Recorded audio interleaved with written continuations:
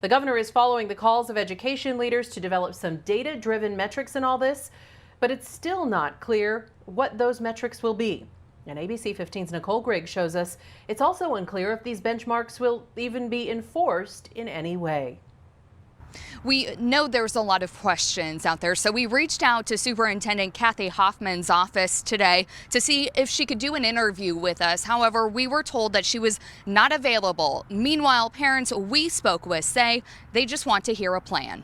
There was no clear cut, concise, I know what's happening here. John Comer tuned in to Governor Doug Ducey's weekly press conference hoping for a plan. But I didn't hear much. And what I did hear was a repeated lines of, we have a plan, we have a talking point, and we'll get there. Eventually we'll get there, but right now we have something. But I never heard the something. His son Connor headed into kindergarten in the Washington Elementary School District. From what he's heard, he's not comfortable sending his son to school in person. As it stands, no. I'll put the burden on myself and be an online teacher to try to teach him as best as I can without putting him, myself, the rest of the family at risk. The governor asking the state health department to develop metrics to determine when it's safe to go back to class. But his executive order is not a mandate. School leaders only have to consider these recommendations, and those benchmarks will not be out for 2 more weeks. But the governor did say there's a framework that already exists.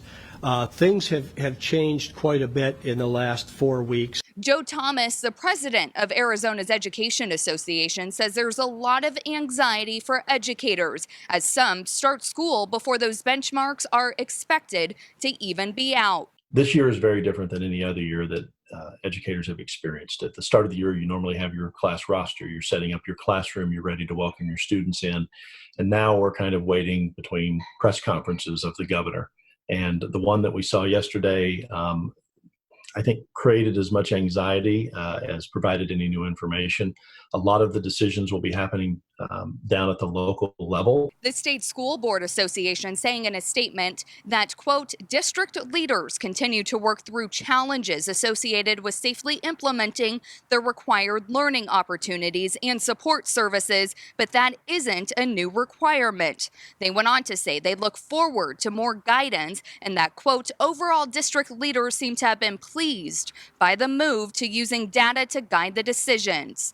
The state's former director of emergency management says hopefully there's a diverse group creating the benchmarks. So you want the educators, you want the administrators, you want students, you want parents. All of those that are going to be affected by this plan, they really need to have a voice in this process.